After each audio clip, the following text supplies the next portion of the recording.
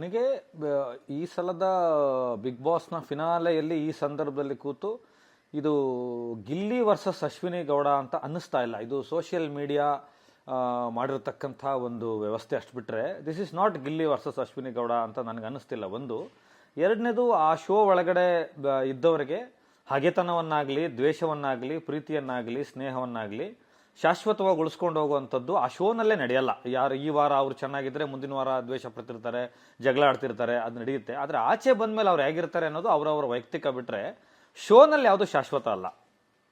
ಒಂದು ಸೆಕೆಂಡಿಗೆ ಚೇಂಜ್ ಆಗುತ್ತೆ ಭಾವನೆಗಳಲ್ಲಿ. ಅದು ಒಂದು ಮಾನಸಿಕವಾಗಿ ಆ ಥರದ್ದೊಂದು ರಿಯಾಕ್ಷನ್ಸ್ ನಡೆಯುತ್ತಲ್ಲಿ. ಅದನ್ನು ತುಂಬ ಶಾಶ್ವತವಾಗಿ ನಂಬ್ಕೋಬಾರ್ದು ನಾವು.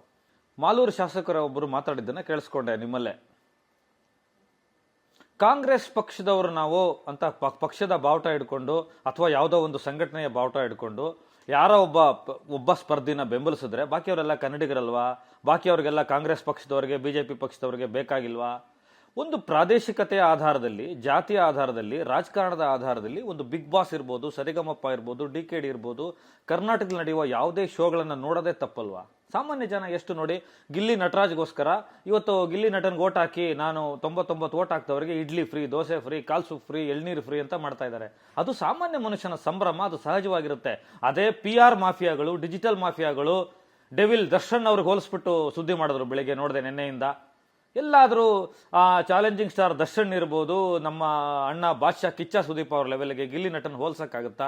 ಯಾಕೆ ಆತನ ವಿರೋಧ ಮಾಡ್ತಾ ಇದ್ದೀರಾ? ಇದು ಗಿಲ್ಲಿ ನಟನ್ಗೆ ತೊಂದರೆ ಆಗಲ್ವಾ?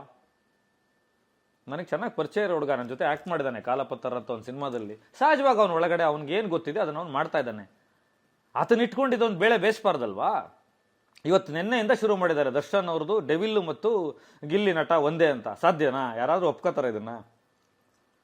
ಪಾಪ ಆಚೆ ಬಂದ್ಮೇಲೆ ಅವನಿಗೆ ಅನ್ಸಲ್ವಾ ಇದು? ಅವನಿಗೆ ತೊಂದರೆ ಆಗಲ್ವಾ ಇದು?